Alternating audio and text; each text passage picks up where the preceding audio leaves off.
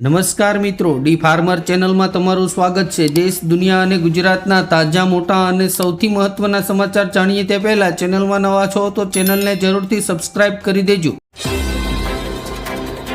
કંગાળ પાકિસ્તાને પાણીની જેમ પૈસા વેર્યા તો પણ ઈરાનને વિશ્વાસ નથી। આ અઠવાડિયે બજારમાં ઉતાર ચઢાવની શક્યતા, રોકાણ કરતા પહેલા આ 9 પોઈન્ટ પર રાખો ધ્યાન। માયાવતીના નિર્ણયોથી બીએસપી પર સંકટ, ઉત્તર પ્રદેશમાં 2027ની ચૂંટણી પહેલા નેતાઓની અકાલપટ્ટીથી રાજકીય સમીકરણ બદલાયું। વૈભવ સૂર્યવંશીની હાલત તેના મિત્ર જેવી થઈ, શું તે આઈપીએલ 2026માંથી બહાર થઈ જશે? કેનેડા આપી રહ્યું છે ભરી ભરીને પીઆર, ભારતીય વર્કર્સને કોલંબિયા રાજ્યમાં વરસાવવાની સુવર્ણ તક। ગુજરાતના આકાશમાંથી અગન વર્ષા, હવામાન વિભાગે કરી પરસેવો છોડાવી મુક્તિ આગાહી। પાકિસ્તાનમાં લશ્કરે કમાન્ડર શેખ યુસુફ આફ્રિદીન પર ધડાધડ ફાયરિંગ કર્યું, હાફિઝ સૈયદ સાથે હતું ખાસ કનેક્શન। સુરત શહેરના અલથાણ વિસ્તારમાં છેડતીકાંડમાં નવો વળાંક સામે આવ્યો, વાયરલ ઓડિયો ક્લિપ અને સીસીટીવીના આધારે પોલીસે તપાસ શરૂ કરી। વૈભવ સૂર્યવંશીએ ફેન્સ પાસે ફોટો પડાવવાના પૈસા માંગ્યા, કહ્યું એક ફોટોના 100 રૂપિયા લઉં છું। ભરૂચમાં ધારાસભ્ય ચૈતર વસાવાની મેટ્રોપોલિટન કંપનીમાં લાગેલી આગમાં મૃત્યુ પામેલાના કુટુંબીજન સાથે મારામારી। હિન્દુત્વના ગઢ ગુજરાતમાં બીજેપીનો નવો પ્રયોગ, સફળતા મળશે તો દેશની રાજનીતિ બદલાઈ જશે। ખેડૂતોને વર્ષે મળશે 9,000 રૂપિયા, પીએમ મોદીએ કિસાન સન્માન નિધિ યોજનામાં વધારવાની કરી જાહેરાત। ગુજરાતમાંથી 40-50 વર્ષ સુધી ભાજપને કોઈ હટાવી શકશે નહીં, ટીએમસી સાંસદ યુસુફ પઠાણે આપ્યું કારણ। આંધ્રપ્રદેશમાં પેટ્રોલ ડીઝલ લેવા પડાપડી, રાજ્યના 421 પંપ બંધ થતા મુખ્યમંત્રી એક્શનમાં। ગુજરાતમાં કાળઝાળ ગરમી વચ્ચે શિક્ષણ વિભાગનો મોટો નિર્ણય, શાળાઓના સમયમાં કર્યો ફેરફાર। ગ્લોબલ વોર્મિંગનો ખતરો, હિમાલયમાં હિમનદીઓ ઝડપથી પીગળી રહી છે, ગંગોત્રી ગ્લેશિયર પર ગંભીર ખતરો। મમતા બેનર્જીની મુશ્કેલીઓ વધી, અનુસૂચિત જાતિ વિરુદ્ધ ટિપ્પણી બદલ આયોગીની નોટિસ, 3 દિવસમાં માંગ્યો જવાબ। લોહીના સંબંધો વિદેશમાં અને એકલતા ઘરમાં, પંજાબમાં ભાડાના સંતાનોનો નવો ટ્રેન્ડ, વાતો કરવા અને લૂડો રમવા માટે વૃદ્ધો ચૂકવે છે પૈસા। રાજકોટ પોલીસનું જાહેરનામું, મતગણતરીના દિવસે ફટાકડા ફોડવા પર સજ્જડ પ્રતિબંધ, ભંગ કરનારાઓ સામે થશે કાર્યવાહી। અમદાવાદ પોલીસ કમિશનરનું જાહેરનામું, મતગણતરી કેન્દ્રો પર મોબાઈલ અને વાહનો લઈ જવા પર પ્રતિબંધ। આપના મેકર હવે બનશે બ્રેકર, રાઘવ ચડ્ડાએ દિલ્હીમાં તો સંદીપ પાઠકે ગુજરાતમાં પાર્ટીનો ખેલ પૂરો કરશે, 2027 પહેલા મોટું ઓપરેશન થશે। ચૈતર વસાવાની લાફેબાજી પર મનસુખ વસાવાલાલ ગુમ, કહ્યું આગ તોડપાણી કરવા આવે છે, ધારાસભ્યએ ગેટ કૂદવું શોભતું નથી। વેગેનાર લઈને આવ્યા અને સીધા શીશ મહેલ પહોંચી ગયા, રાહુલ ગાંધીના કેજરીવાલ પર પ્રહાર। બંગાળમાં હિંસક અથડામણ, ભાજપના ધારાસભ્ય પવનસિંહના ઘર પર બોમ્બ વિસ્ફોટ। મહારાષ્ટ્રમાં ભાજપના નેતા અને મંત્રી નિતેશ રાણાને 1 મહિનાની સખત જેલની સજા।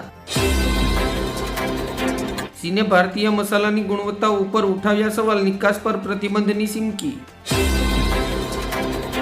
છોટાઉદેપુરમાં મતદારોએ પોતાનો વટ બતાવ્યો, છોટાઉદેપુરના અંતરિયાળ વિસ્તારમાં રોજવા ગામે 0% મતદાન। ઈરાન પર તેલનું સંકટ, અમેરિકાની લોખંડી નાકાબંધીએ તેહરાનની આર્થિક નસ દબાવી, હવે માત્ર 12 દિવસનો સમય બાકી। એશિયામાં અમેરિકાને મળ્યો નવો સાથી, ચીન પરની નિર્ભરતા ઘટાડવા માટે મલેશિયા સાથે હાથ મિલાવ્યા।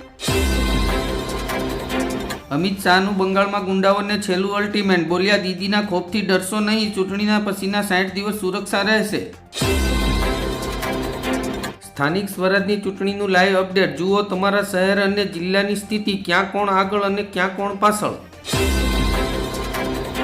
ખેડૂતોનો માત્ર વોટ બેંક તરીકે ઉપયોગ કરે છે, પરેશ ગોસ્વામીએ આમ આદમી પાર્ટીની પોલ ખોલી। આજે મતદાનના દિવસે ગરમી તોડશે રેકોર્ડ, ગરમીનો પારો 44 ડિગ્રી સુધી પહોંચવાની સંભાવના, અંબાલાલ પટેલની આગાહી। મુખ્યમંત્રી ભૂપેન્દ્ર પટેલની મતદારોને આકલ, વિકસિત ગુજરાત માટે 24 એપ્રિલે 100% મતદાનનો સંકલ્પ। મણિપુર ફરી સળગ્યું, ઉખરુલમાં નાગા કુકી જૂથ વચ્ચે અથડામણ, 3ના મોત, સુરક્ષા વ્યવસ્થા પર ઉઠ્યા સવાલ. મુંબઈ અમદાવાદની તજ પર સુરતમાં ચાલશે ડબલ ટેકર, વડોદરામાં 100% ઇલેક્ટ્રિક બસોની ડિલિવરી શરૂ. પેટીએમ પેમેન્ટ્સ બેંકનું બેન્કિંગ લાયસન્સ રદ, લોકો હવે નવું ભંડોળ જમા નહીં કરી શકે. પંજાબ માટે ખેલ કરશે રાઘવ ચડ્ડા, આપ માટે રાજકીય સંકટના વાદળો ઘેરાયા. સુરતના અલથાણમાં સગીરાની છેડતી કરનાર વિધર્મીનો વરઘોડો, પોલીસે આરોપીને સાથે રાખીને ઘટનાનું રિકન્સ્ટ્રક્શન કર્યું. દુનિયાના 2 દિગ્ગજ દેશો પર આવ્યું સંકટ, 20 વૈજ્ઞાનિકોના રહસ્યમય મૃત્યુ અને ગુમ થવાની ઘટનાઓનું સત્ય. સરકારે એમએસપી પર ઘઉંની ખરીદીનો લક્ષ્યાંક 15% વધારીને 3.45 કરોડ ટન કર્યો. આપના ચાણક્ય હવે ભાજપમાં, રાઘવ ચડ્ડા કરતા પણ સંદીપ પાઠકનો બળવો કેજરીવાલ માટે વધુ ઘાતક. સુરતની જનતાને દંડ પણ નેતાઓને છૂટ, રાજકીય રેલીઓમાં ટ્રાફિકના નિયમોના ઉડ્યા ધજાગરા. નકલી બિયારણ અને જંતુનાશક સામે કડક કાયદો તૈયાર કરવા આવી રહ્યા છે શિવરાજસિંહ ચૌહાણ. 300 કરોડથી વધુનું નેટવર્ક ધરાવતા દેશના 35% અલ્ટ્રા રિચ લોકો મુંબઈમાં રહે છે. આપના 50 ધારાસભ્યો પાર્ટી છોડશે, 7 સાંસદોએ આમ આદમી પાર્ટી છોડ્યા બાદ કોંગ્રેસનો દાવો. 7 સાંસદોના પક્ષ પલટા બાદ રાજ્યસભામાં ભાજપ પાવરફુલ બની. ભુજમાં અસદુદ્દીન ઓવૈસીનું મોટું નિવેદન, ગુજરાતમાં દાદાનું બુલડોઝર નહીં પણ બાબાનું બંધારણ ચાલે છે. પશ્ચિમ એશિયામાં તણાવ સત્તાએ ભારતમાં ઈંધણ અને ઉર્જા પુરવઠો સુરક્ષિત, અફવાઓથી દૂર રહેવા સરકારની અપીલ. ભાજપના ધારાસભ્યોની દાદાગીરી, ધર્મેશસિંહ વાઘેલાએ કહ્યું, ભાજપ સિવાય કોઈ વાત કરશે તો તેને સીધા કરી નાખીશું. મહારાષ્ટ્રમાં ઓટો ડ્રાઈવરોને મરાઠી શીખવશે મુંબઈ મરાઠી સાહિત્ય સંઘ, પરિવહન મંત્રીએ કહ્યું, સરકાર તૈયાર કરશે અભ્યાસક્રમ. કોંગ્રેસ નેતા પવન ખેરાને ગુવાહાટી હાઈકોર્ટનો ઝટકો, આગોતરા જામીન આપવાનો કર્યો ઇનકાર. ખંભાળિયામાં આપને મોટો ઝટકો, ઉમેદવાર રાહુલ ધારાણી સવારે રેલીમાં અને સાંજે ભાજપમાં જોડાયા.